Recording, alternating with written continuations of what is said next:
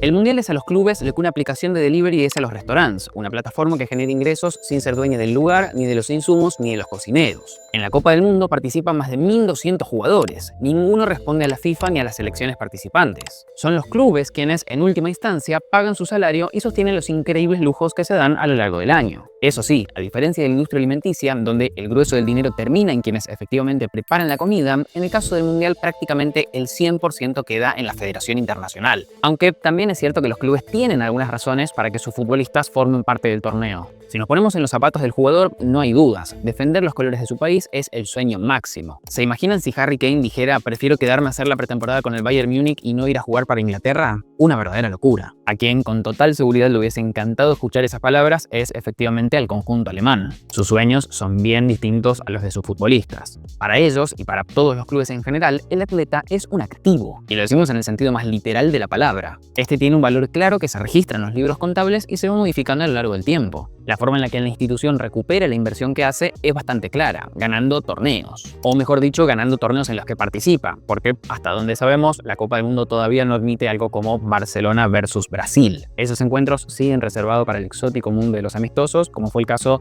de 1999, donde efectivamente se llevó a cabo ese encuentro en el Camp Nou.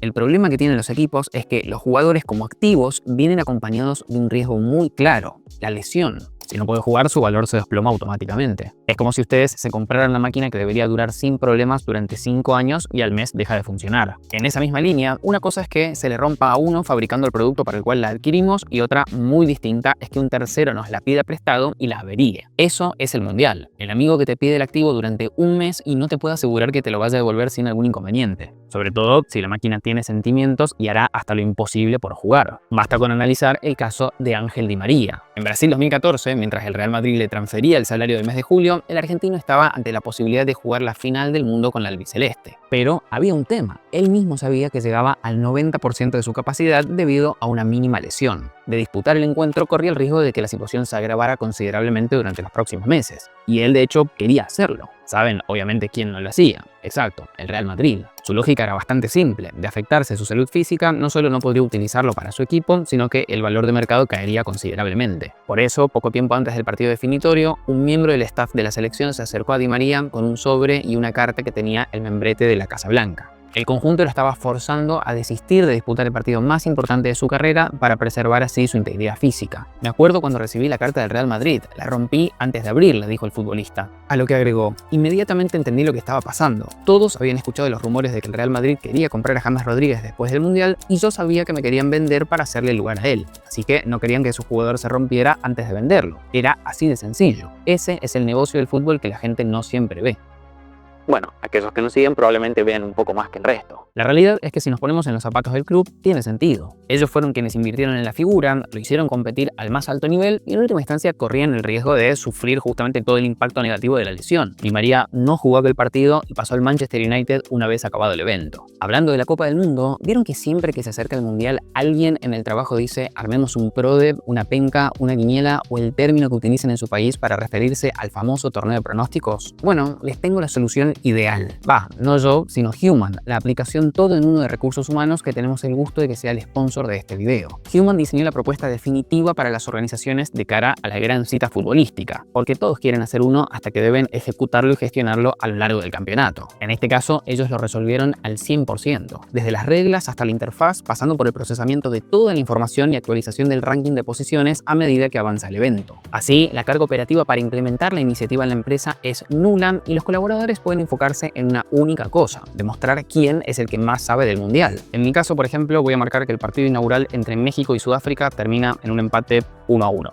Ya veremos. Lo interesante es que esto convierta el torneo en una experiencia interna donde toda la organización puede participar desde el celular sin importar el lugar donde estén o el rol que tengan. Y para que se vuelva aún más entretenido, cada compañía puede sumar sus propias dinámicas para reconocer la participación tanto individual como en grupo. La mejor parte es que Human lo ofrece totalmente gratis con una rápida implementación y soporte dedicado durante todo el campeonato. Por lo que, si crees que a tu empresa puede interesarle, ingresa en el link de la descripción o también puedes escanear este QR y así crear la mejor experiencia interna alterna posible de cara a la gran cita del fútbol global. Volviendo a la relación de los clubes con el torneo, lo cierto es que las lesiones fueron una constante a lo largo de la historia de este evento. Quizás la más relevante para lo que estamos explorando aquí sea la de Michael Owen en el Mundial 2006. Apenas al minuto de juego frente a Suecia, el ganador del Balón de Oro hizo un pase lateral y su rodilla derecha le dijo basta, rotura del ligamento cruzado anterior. Obviamente quien no estaba para nada contento, además del propio futbolista, era el Newcastle United. La institución había pagado 25 millones de euros por la figura un año antes. No solo estuvo fuera del campo casi un año, afectando el rendimiento del equipo, sino que también debían seguir cubriendo su salario. A raíz de esta situación, el club fue directamente a las puertas tanto de la FA como de la FIFA a reclamar una indemnización. Supongo que no eran tan amigos como en el ejemplo de la máquina que vimos antes. Lo interesante es que por aquel entonces no había una clara norma acerca de cómo proceder en estas situaciones. A priori, la FIFA no tenía grandes obligaciones que cubrir. Luego de un largo año de disputas legales, las partes llegaron a un acuerdo y las urracas fueron compensadas con un pago cercano a los 10 millones de dólares. La clave es que marcó un precedente para todo lo que vendría después. Una vez que alguien consigue dicha compensación, es cuestión de tiempo para que los otros se alineen en fila para pedir lo mismo, sobre todo si tenemos en cuenta la epidemia de lesiones que estamos viendo en las últimas temporadas. Según un estudio publicado en la British Journal of Sports Medicine, Qatar 2022 acumuló un total de 83 bajas que impidieron participaciones en futuros encuentros. Esto representa cerca de 2 lesiones y media por selección. Lo peor es que, aun si el jugador no se lastima, el mundial sigue representando un impacto negativo para su rendimiento en la plantilla. Investigadores de la Universidad de Extremadura y de la Universidad de Córdoba desarrollaron junto a la liga un informe de rendimiento físico en relación a la temporada 22-23 y el torneo de Qatar. De los 582 jugadores analizados, 83 viajaron a la Copa del Mundo. Lo que encontraron cuando hicieron la distinción entre esos dos grupos fue revelador. Antes del evento no habían diferencias significativas en el rendimiento de ambos conjuntos, pero luego del certamen global, quienes participaron del mismo volvieron considerablemente más cansados a sus clubes. Se demostró que los que se quedaron en sus casas luego cubrieron distancias en el campo significativamente mayores y aprovecharon de mejor manera sus velocidades bajas, medias y altas, incluso incrementando su propio rendimiento respecto a la primera mitad de la temporada. Viendo todo esto, la conclusión parece ser muy clara: que tus jugadores sean citados a la selección nacional no es una buena noticia, o al menos eso parece, dado que corre más riesgo de lesionarse y eventualmente llegará más agotado. Pero, ¿y si le va bien? ¿Y si juega increíble y todo el mundo descubre el talento que tiene? Ahí la cosa ya es diferente. Para entender lo que puede suceder en ese escenario, volvamos por un segundo a Di María. Su salida efectivamente hizo lugar para que llegara James Rodríguez. Y así como no fue casualidad que el argentino no disputara el último encuentro del Mundial, tampoco lo fue que el colombiano llegara justamente al terminar el evento. Solo basta con recordar que fue el máximo goleador del torneo y para muchos merecedor del premio Mejor Jugador.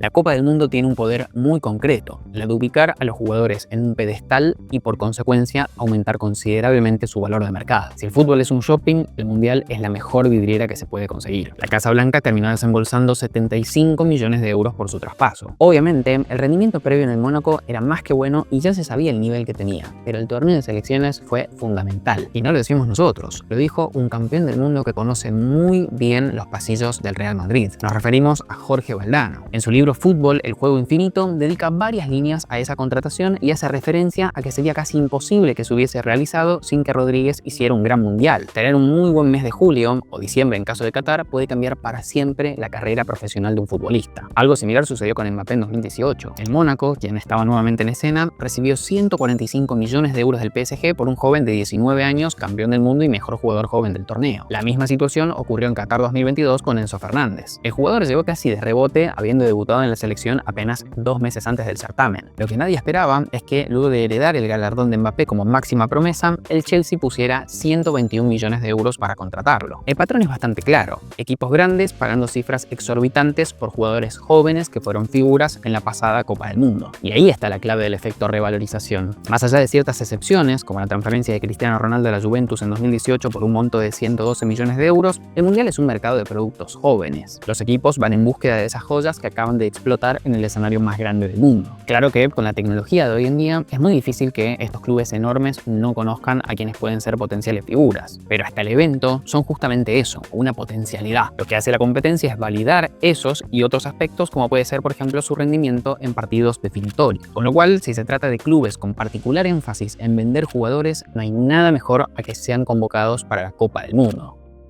Puesto así, el torneo pareciera tener dos caras. Por un lado, la capacidad de catapultar figuras a la estratosfera y por el otro, la posibilidad de que muchas de ellas se lesionen en el camino. Esto segundo es particularmente preocupante para quienes ya son estrellas consolidadas. La probabilidad de que el Real Madrid venda a Vinicius Jr. porque hizo un buen torneo con Brasil son realmente muy bajas. Ellos son justamente quienes eventualmente compran a las figuras, no quienes las venden. El riesgo de que se lesione, en cambio, sí que está latente. Por lo que aquellas instituciones grandes que suelen tener a los futbolistas que ya son considerados los mejores del mundo estarían encantados de poder impedirles que vayan a la próxima Copa del Mundo. Entonces, la última pregunta es, ¿por qué no pueden hacerlo? Si al final del día el contrato laboral es con ellos, no con la Federación Internacional. Bueno, lo cierto es que a inicios de la década de 1990 sí podían hacerlo. Cada vez que un futbolista quería viajar con su selección, debía pedir por favor que lo dejaran ir. Tal era el poder que tenían los clubes por aquel momento que cuando un jugador terminaba su contrato, la institución podía retenerle la ficha y así impedirle que se vaya a otro equipo. Todo cambió con la famosa Ley Bosman en 1995. Esta básicamente equilibró la balanza en favor de los futbolistas y les dio considerablemente mayor poder en la toma de decisiones. Desde aquel momento, la participación en las selecciones nacionales entró en un terreno bastante menos claro. Técnicamente no podían obligarlos a no ir, pero al mismo tiempo tenían un contrato laboral vigente que servía de respaldo para plantear ciertos argumentos en contra. Para evitar que todo se volviera un caos, en el año 2001 la FIFA redactó el reglamento sobre el estatuto y transferencia de jugadores. En él, entre tantas otras cosas, se buscó equilibrar la distribución del poder entre clubes, federaciones y futbolistas. Fue una suerte de pacto de paz. Los equipos se comprometieron a ceder jugadores siempre y cuando la Federación Nacional ordenara el calendario y se asegurara de que no haya conflicto de los distintos eventos a lo largo del año. Por eso es que, además de los mundiales, las famosas fechas FIFA también deben ser respetadas por parte de los clubes. La situación era ideal para la Federación Internacional. Se había asegurado a todas las estrellas y no tenía una obligación clara a nivel económico para con los clubes. Sin embargo, con el paso de los años, esto fue cambiando. Una pieza fundamental fue el exfutbolista Karl-Heinz Rummenigge. El alemán fundó y presidió la ECA, la Asociación de Clubes Europeos. Dicha institución, que hoy se conoce como EFC, representa los intereses de los conjuntos profesionales ante la UEFA y la FIFA. El aporte de su fundador quedó más que claro en un comunicado de la propia EFC. Durante su mandato, Rummenigge logró importantes hitos, entre ellos reformas pioneras en el calendario internacional de partidos para proteger mejor los intereses de los clubes, conseguir financiación de los principales torneos internacionales, como la Eurocopa de la UEFA y la Copa Mundial de la FIFA, en beneficio de los clubes, y los primeros programas de seguros para jugadores en servicio internacional,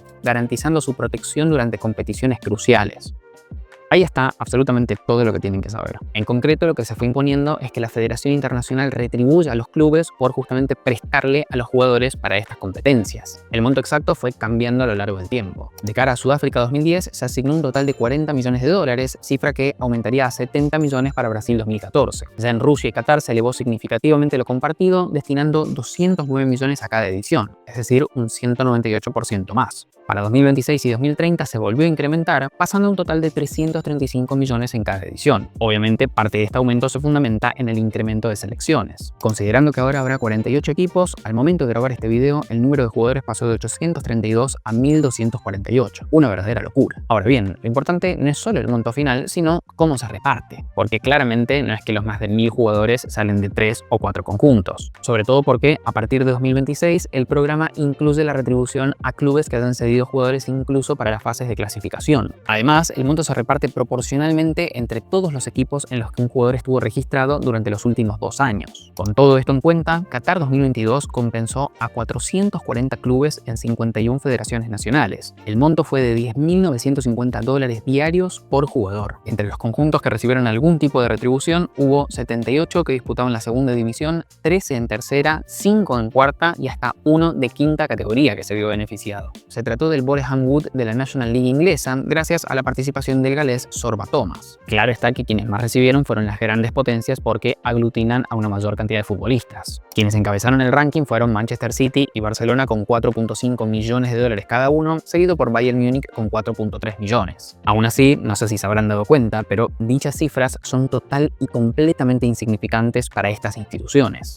Para ponerlo en perspectiva, piensen que en ese mismo año tuvieron ingresos de 970, 940 y 875 millones de dólares respectivamente, lo que implica que lo recibido por parte de la FIFA no llega a representar ni el 1% del total. No les mueve la aguja. Así que mientras el Boreham Wood o el Herediano de Costa Rica, que recibió 1.144.320 dólares por esta vía, andaban muy contentos, los grandes no tenían nada que festejar. Eso sí, en caso de lesión la cifra sería considerablemente más jugosa, alcanzando un tope máximo de 7.5 millones de dólares debido justamente a lo que sucedió con Michael Owen en aquel momento y luego a lo que negoció la ECA. Continúa siendo menor al costo total que deberá hacer frente a la institución, incluso sin tener en cuenta el impacto deportivo, pero al menos es un primer paso. Para la FIFA, en cambio, si bien estos cambios de los últimos años parecieran ser batallas perdidas, la situación es increíblemente favorable. Piensen que la estimación de facturación para la Copa del Mundo 2026 es de 8.900 millones de dólares, y es una cifra bastante conservadora. Eso implica que aquellos 335 millones que irán a los clubes representará apenas el 4% de lo que obtenga el evento. No sería sorprendente que en un futuro los clubes continúen peleando por obtener una mayor porción del pastel. Al final del día, ¿qué sería una Copa del Mundo sin figuras como Messi, Cristiano Ronaldo, Mbappé, Haaland y tantos otros? Solo hace falta mirar lo que ocurre en los Juegos Olímpicos. Allí los conjuntos sí pueden negarse a ceder a sus estrellas y es algo que de hecho pasa frecuentemente. Al final del día, eso genera que tanto la calidad del evento como el interés por parte de la audiencia sea considerablemente menor. El único premio consuelo que tienen los clubes es que si están buscando compradores para sus figuras, no hay mejor momento para mostrarlas que la próxima Copa del Mundo. De lo que no hay dudas es que todos los directivos estarán pegados al televisor viendo a sus jugadores, ya sea rezando para que no se lesionen como para que en la próxima jugada la claven en el ángulo. ¿Ustedes qué opinan? ¿Es justo lo que distribuye la FIFA o hay algo que debería cambiar en el sistema? Los leemos en los comentarios, pero eso sí, fíjense si todavía no están suscritos al canal. Nos vemos en la próxima.